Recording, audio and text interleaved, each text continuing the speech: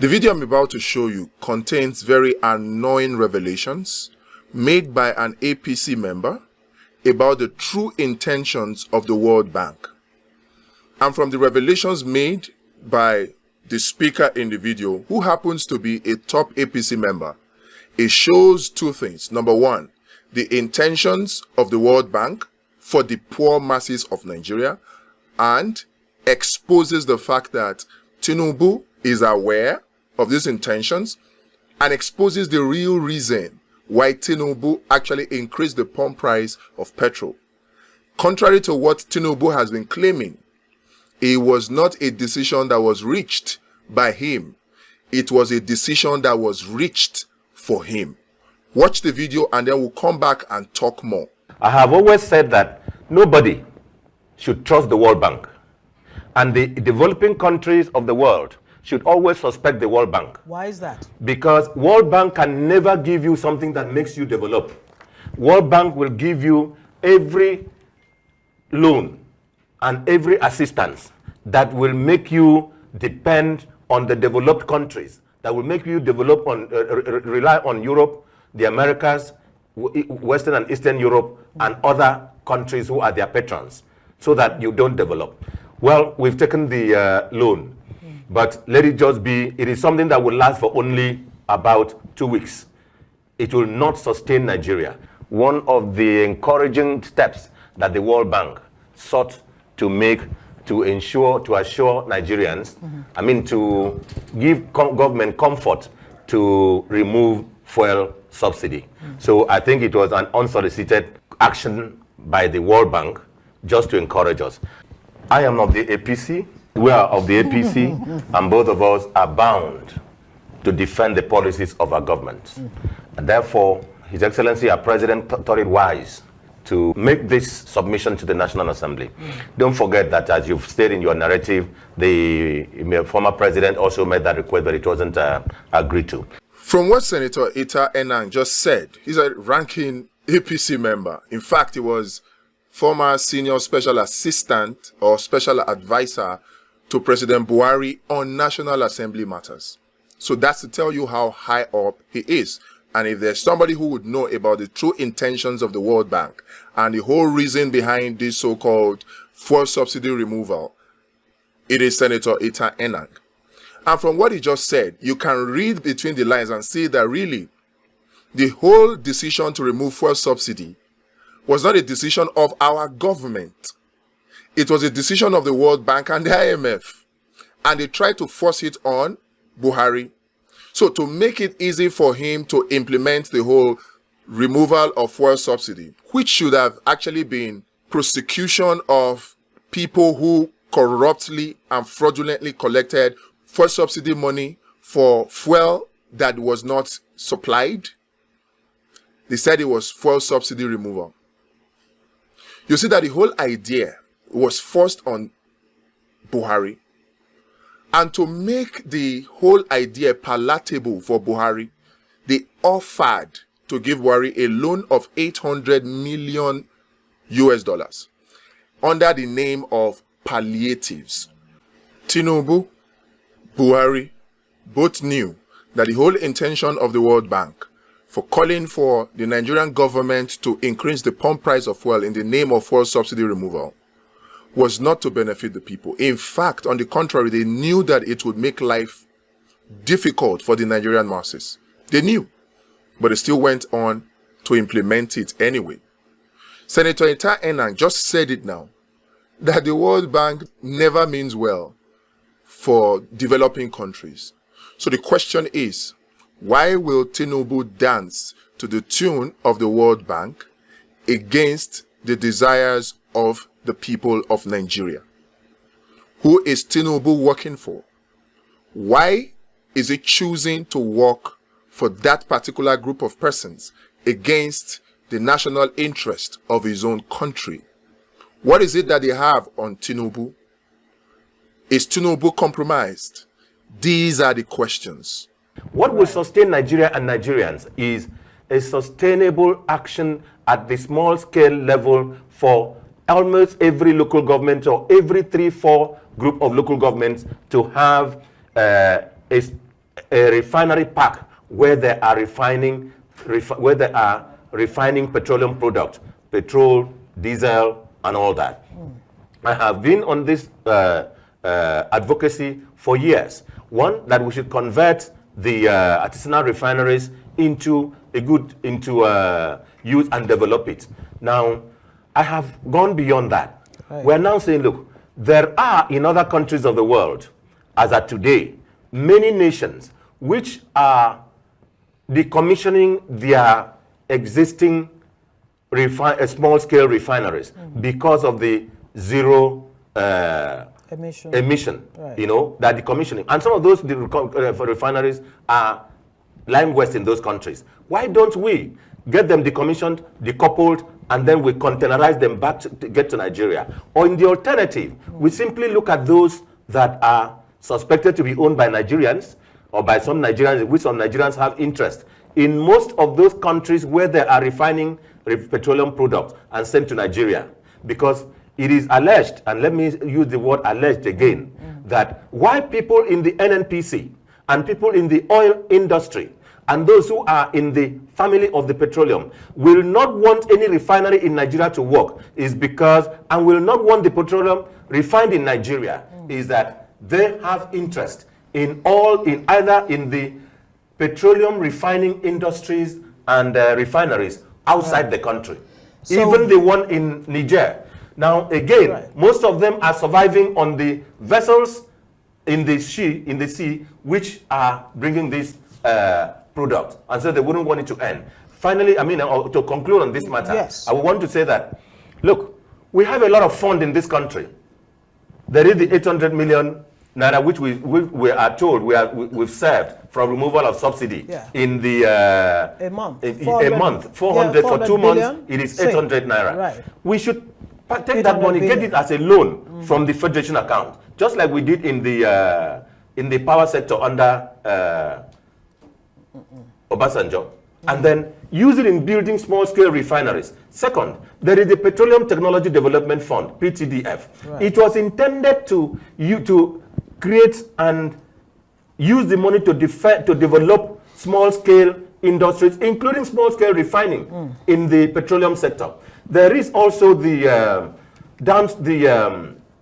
Local Content Development Board Fund, the monitoring board. There is fund in that account. There is the so in other words, what you're saying, look, there are so many money, Nigeria so much money really has no business going borrowing. You can't borrow. We have enough money in country to use. It is amazing and surprising how our politicians and political office holders actually have these very beautiful ideas before they get into office, and then they forget about those ideas while they are in office, and then they remember those ideas after they have left office.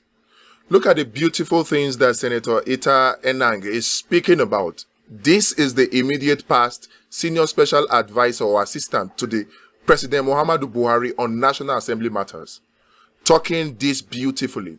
The one will wonder, why were these positions not pushed to President Buhari while Ita Enang was his senior special advisor or senior special assistant? Why? And then he's making a case for how we need artisanal refineries or modular refineries. He has answered the question himself. The World Bank does not want Nigeria to have the capacity to refine petrol locally, except it is through organizations or companies that they have shares in. If you don't know, it is already reported out there that the Dangote refineries is 70% owned by a company called IIBDG, which has funding drawn from here and there and ties with the International Financing Corporation, which is an arm of the World Bank. So if any refinery, artisanal or whatever, modular or whatever, is not owned by these foreign corporations who will give them foreign direct investment to have major ownership in those so-called artisanal or modular refineries, they simply will not be allowed to function. And that is why you see our government officials, our politicians destroying artisanal refineries in the name of, oh, they are the ones doing oil bunkering in the Niger Delta or stealing our crude oil. Because these so-called big-time multinational corporations do not have a stake in them. The World Bank will not allow Nigeria to do well. It will not. It is not in their intention to do so. They never wanted to leave us. They never wanted to end slave trade. They were forced to because they discovered the steam engine. So they were forced to end the slave trade. But then they devised another means, which was colonization. That was when they met in the Berlin Conference and shared Africa amongst themselves. Now they came and they started colonization, which was to provide raw materials for their factories in Europe. So it was easier for Nigeria to transport our raw materials, our rubber, our coal, our cocoa from Nigeria through ships to London than transporting it even within Nigeria. Because that was what they wanted at that time. But then comes the Second World War that disrupted their plans. Were it not for the Second World War, trust me, colonization would not have ended. But the Second World War happened, and Hitler and Japan totally destroyed Europe. Totally decimated the military power of Europe. And so they could no longer sustain their colonization architecture. They could no longer sustain it. Coupled with the fact that U.S. used the Second World War to steal power from Asia and Europe and became the single world dominant world superpower. And they forced the Europeans to abandon colonization to make way for the Bretton Woods institutions, the IMF, the World Bank, and the World Trade Organization, International Labour Organization, and all the like. So they were forced out of Africa during the end of colonization by America, by the Bretton Woods institutions. They never wanted to leave. Europeans never wanted to leave. The Brits, the French, the Spanish, they never wanted to leave. They were forced out.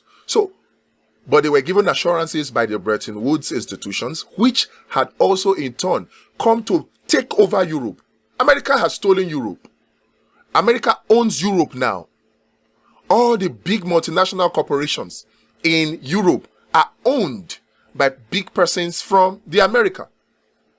So now they are forced to leave Africa in the name of ending colonization.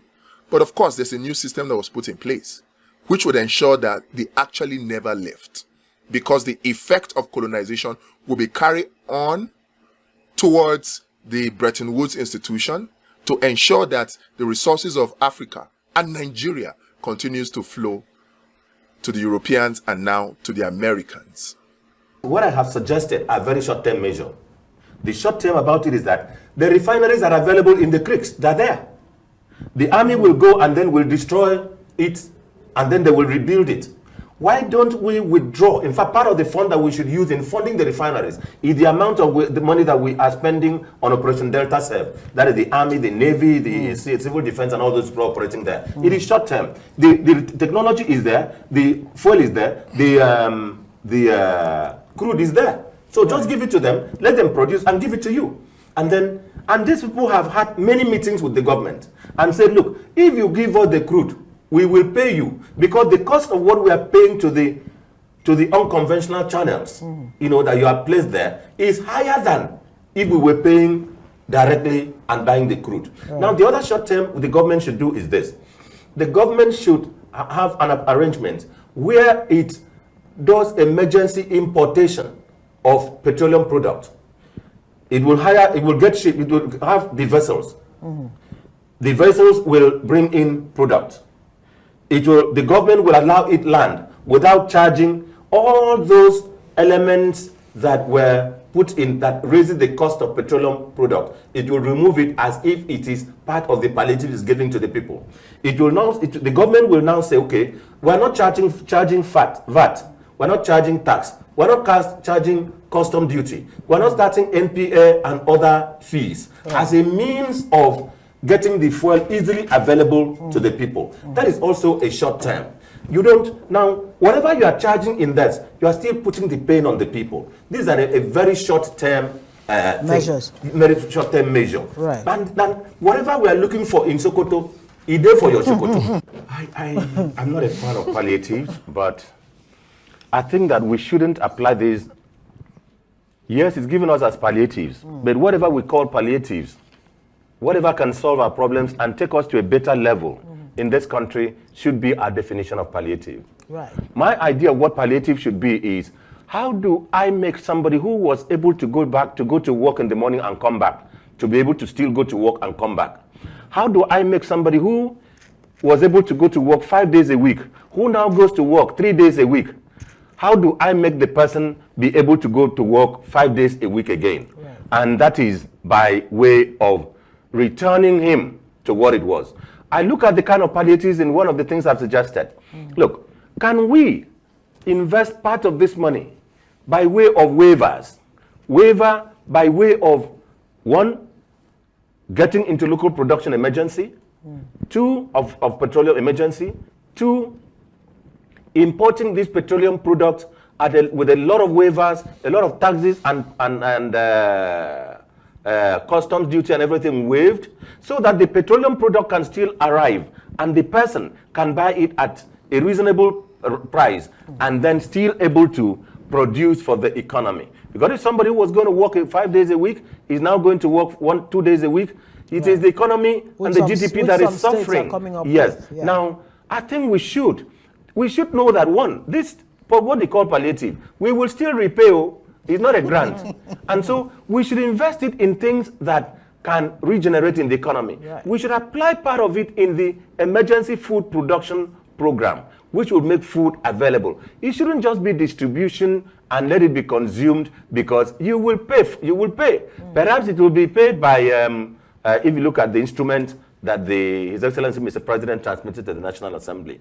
Now, it will state the conditions of paying. It will state how long you will pay, yes, and from which source you will pay. I suspect it is oil, because sometimes the vote and proceeding doesn't state how. Sometimes it simply says it will be such conditions as the Minister of Finance will negotiate and agree. But these are things that we should think of applying the money in a manner that looks as an investment, which will have some returns that it will lighten the pains of Nigerians and return the economy to a running stream. Finally, there is something that people are doing now which is encouraging. A lot of people are trying to avoid petrol. Good effort. They are having generators that are running on gas. Looking for alternatives. Yes, looking for alternatives. And I think it is one of the best things that has happened. But let Nigeria beware that this is how we were celebrating coal. Now, nobody needs coal again anymore. Whatever you call palliative is palliative. It is not palliative when you give somebody money to go and buy rice and chicken one day and eat. It is palliative if you give somebody money and he's able to give him 8,000 or 20,000 and is able to buy seedlings of potatoes or tomatoes and then plant around his yard, or buy condemned rubber and then this condemned rubber and then put sand there, right, and plant water leaf. Family farming. That's what you're saying. Now plant it and then get it. You remember what was done by His Excellency Professor Yemi Osinbajo under when this program was under. It was just, they will come, see that you have the need in the market. It was managed by Mrs. Wali or something, right, the wife of the former Chief Justice of Nigeria. Now, it was well managed. And so we should replicate this so that it is not palliative to it. It is palliative for you to invest in your small manner. You know, it is palliative to it in your small businesses. You know, if you come to my village, there are women who, if they have the smallest money, 20,000, 50,000, They won't go to come to buy things. They will plant most of the things around in their compound, in their farms. They will rent, lease land and plant yam long term. But by the side of the yam, they plant potatoes, which is only 60 days. It will. By the planting of the potatoes, they will do ugu by the side of it. It will yield quickly, they sell the leaves. So these are the kind of plan that we should have, an integrated thing. We should not give this money, we should not apply it like they say to build schools, to do hospitals and so on. It shouldn't. It should be in the smallest investment. Right. Even apply it in, we're talking about emergency food program. Emergency food, you can even apply for them. There are those who have oil palm farms. I mean oil palm trees. They need just 30,000-50,000 to go prune the oil palm trees, do the weeding, and in 2 months, in 30 days, the palm fruits are yielding again, having life. You do like what we call farm rescue in the program we did in the Niger Delta, farm rescue. No, so you monitor and make sure that there is application of these monies in those things that will, in any manner, yield something to the economy, not just rice and chicken.